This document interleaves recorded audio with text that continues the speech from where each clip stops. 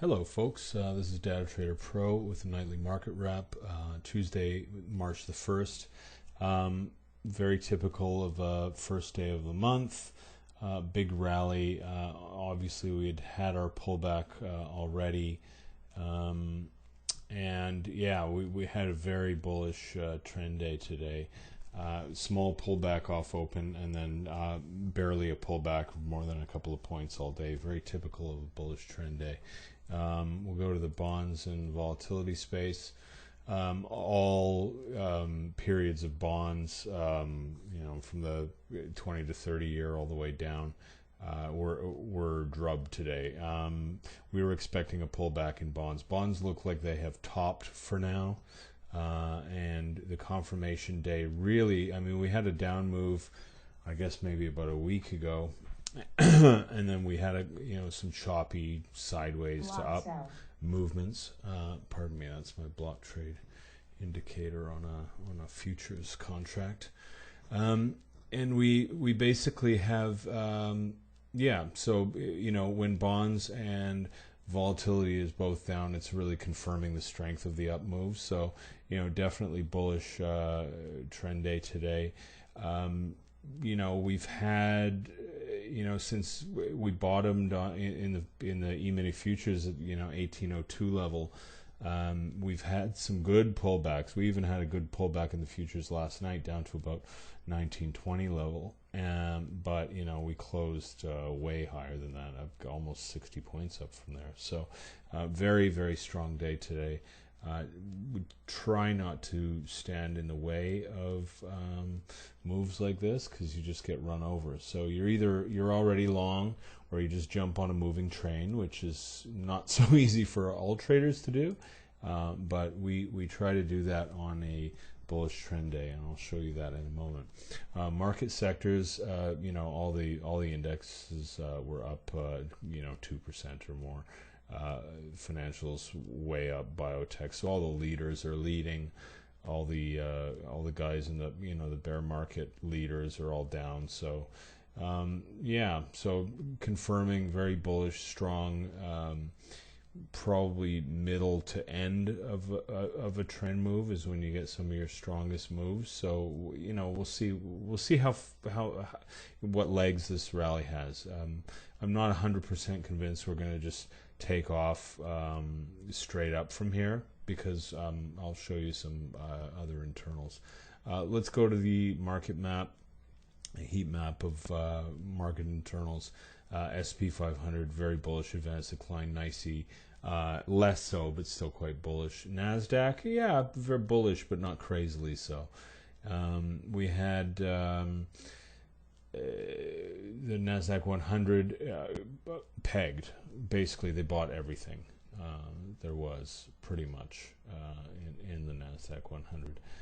Russell was getting into a funky little spot because it's been very bullish and actually been leading the last few little up moves. But the Russell trend was bearish all day, and was really the first one to go bearish. So I was keeping my eye on that. I actually posted a little tweet and on StockTwits about just to watch out for that, because that can sometimes be a little bit of an early warning system.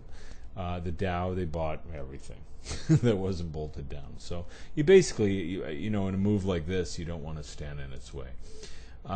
Here is where we called the trend day. This is on autopilot. Basically, it's an indicator, a day type indicator that we built.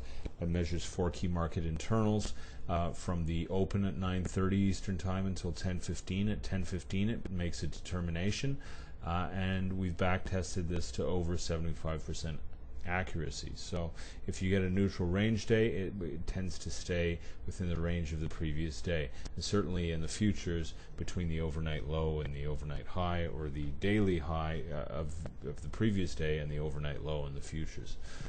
Otherwise, you get a bullish trend day or a bearish trend day, and today was very, very typical. Look at the dollar weighted buying pressure straight, was a 30-degree or something incline, straight up, no pullbacks. That's as much confirmation as you really need. This is our own index of of key market moving stocks, and basically the dollar weighted net volume of our own basket of those, and relentless buying all day long. It even peaked into the end of the day. Now, what we'll get tomorrow, this doesn't mean tomorrow will be an up day, but that's, that was the trend of internals today, is they bought everything not bolted down. The DTP version of the McClellan, the intraday McClellan oscillator, up all day. You really see the difference. One way to tell a real trend day move is in net volume, and net volume tends to, on trend days, just, it starts at zero and it just goes one direction in a straight line with almost no pullbacks. And, it's a tiny, infinitesimally small pullbacks in it. But basically, this kind of line projection, what you see in net volume, this is a combined NYSE and NASDAQ net volume that we calculate. It's very typical of a trend day. So those are the things to look for. Net issues up, net volume up, McClellan, so the average of the advanced decline line up, and they're buying stocks. So don't get in the way. Jump on any pullback, or just jump in at 10:15 when this makes a call. You will make money. I believe the E-mini futures were about 1945 right at the time when this called. So if you had done that and sold at the end of the day, you'd be up 30 plus points. So anyway, that's the way we like to trade it. The breadth, excuse me, I'm just still getting over a bad flu. Basically, the advanced declines, as discussed, are all up. Russell Trend was the canary in the coal mine earlier, but it had come off an extreme bearish reading. Actually, so did NASDAQ. Came off an extreme bearish reading. NASDAQ closed what I would call slightly bearish to neutral. Russell was still in the bearish territory. So it's something to watch. If you're looking to play a pullback at all, and you want to kind of front run any kind of pullback, not that I'm recommending this, but if that's what you want to do, I would look very closely at Russell. We'll show you that very shortly why as well. Volatility got the kind of drubbing it deserves on a bullish trend day. VXST, the short-term version of the VIX, down 20% today. VIX index itself, the 30-day implied volatility of SPX, down 16%. VXV finally pulling off of its highs. It had stayed elevated in the 22 to 24 range for quite some time. Really, the volatility indexes 20 is really the line in the sand, and once they get below 20, as VXST did, it just continued down. So VXST actually had a move up yesterday, which was the early warning for the down move that we got later in the day and certainly overnight. But that all came off. Whatever somebody was planning in SPX options had closed their positions or flipped the other way. So volatility. This is VVIX, the volatility of the VIX, and that is way down. That confirms the drubbing in volatility, the bearishness in volatility. VIX futures front to near month are in fairly serious contango again. I hesitate to say that's their normal state, but that's the state they spend the majority of their time in. So this is providing a tailwind to XIV and a solid headwind to VXX. So if you're trying to make long VXX trades right now at this moment, I would say you might be better off waiting a little bit. Index ETFs on the block trades. So note that I mentioned the bearishness in IWM Russell Trin earlier. So what we have now is quite a few fairly large block trades coming into the end of the day and in after hours. So this can be fairly typical of distribution moves. So we may be getting to the top of a local move. I'm not saying that this bull run is over. We don't know yet, but we're going to use these levels as lines of confirmation. And some of the higher trades are just over 105. Sorry, I have to scroll that out. So 105.04, 104.90s, that kind of area. So if we manage to pull back, and especially if we drop below this big guy, 1.8 million shares, 104.58, we'll start looking, you know, down. This was a late print from the other day, so this, you know, this looked like maybe a sell print from earlier, but it was a late print from probably from here, which is why you see, whenever you see this kind of thing where, you know, the price line is out of whack and that, you know, the trade is at a much higher or much lower level than you know what price was doing at that actual time, that's a late reported block trade. These dark pool exchanges, they don't have a requirement to report live in the consolidated feed in real time, so the trades will sometimes come in, and very often come in late. So that's what you're seeing there. Same thing, you know, with these prints in QQQ. That was probably back here somewhere in this group, because that's where it aligns with price. So QQQ, some of the same types of distribution looking prints, you know, fair, decent volume, 105.47, 105.87, 105.79. Use those levels. If we break below, certainly this print, I would start getting a little more bearish, but we'll see if that's just for a pullback. SPY, you know, ETF for the S&P 500. Lots of mid-size prints. We don't have any big, you know, sort of the King Kong prints you get occasionally, like here, with 6 or 7 or 12 or 15 million shares, that kind of thing. Lots of 500,000 size prints. You can always, if you want to kind of zoom in on just whatever particular action that is, you can select the on the legend, and or select or deselect various bubbles for the block trades, and you can maybe see a little better what's going on.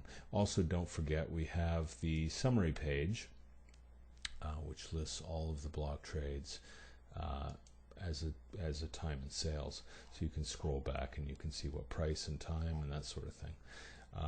IWM, again, we'll go into that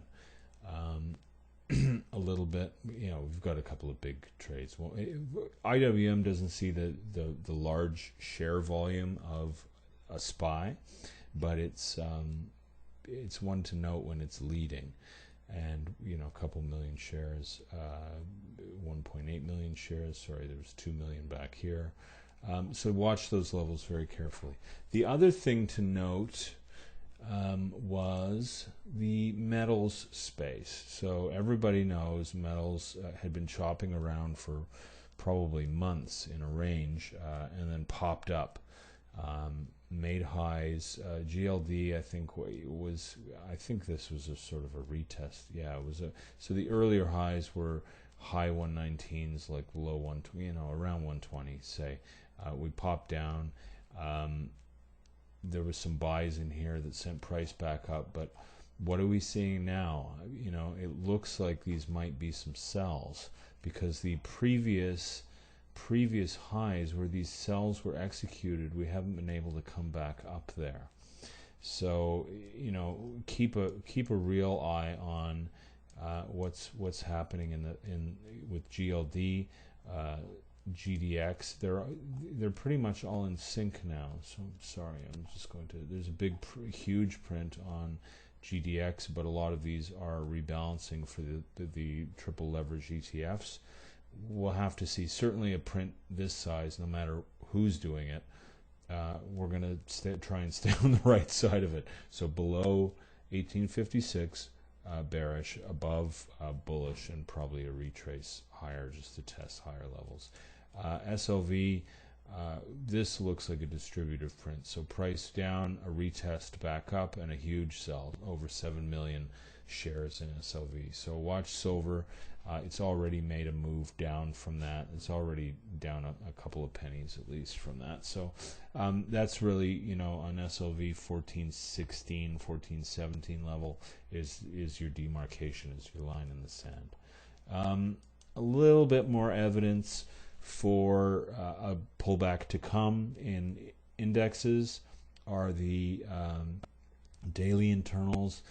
We've got the NYSE advanced declines at levels roughly where, you know, most pullbacks take place. Once you shoot above, you know, the 2000 level, certainly up to 2500, there's nothing really left to buy, and things have to pull back and reset at least.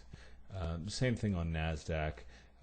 You know, getting above the 1200 level, you're getting into thin rarefied air, and things are about to pull back sometime soon. NYSE trend was bearish, but not heavily so. The NASDAQ combined was bearish. So NYSE composite, certainly a decent looking up move, but probably going to get into these sort of gap areas. Probably not that much higher before we get a pullback. And RSI's, it's not that high. It has some room to move, so we'll see. And new 52-week highs versus lows, certainly climbing back up off the basement. We had there were no new 52-week highs recently, even into, you know, late January, early to mid-February. It's only really middle of the month on up when we started climbing out of the basement. We hit a fairly decent number, but we're certainly not. We're out of the woods, but you know, this sort of we can easily drop back down on a little bit of a pullback. Same thing with NASDAQ. We got out of the basement, which we called and we expected. We'll have to see this move prove itself. So I think that's probably about it. We've had a big bullish move. Let me just go back to the SPX chart. We've had a big bullish up move. A little hard to identify the pattern or the wave count for me. Other people have fairly solid counts here, but I don't see it as clearly right now as a clearly purely bullish setup. But on technicals, don't ignore the fact that we're above the 50-day. The 8 has crossed the 20-day, so we're in bullish positioning. But we just poked our nose above the daily R3 resistance, and we're right at, you can't really see this because of the color, the 61.8% retrace of this last big down move. Not only this one, but the final move. So the last local high to the ultimate, well, local bottom. We're at the 61.8 right now. So this move's got a little bit of proving itself to go, and certainly if it can, break back above into the 2000 to 2020 area, I'm pretty bullish for another big leg up. But we'll see. This market really has to prove itself, and I'm trading day to day now still. So, okay, so that's the market wrap, March 1st. Happy March. Good trading, everyone, and we will see you tomorrow.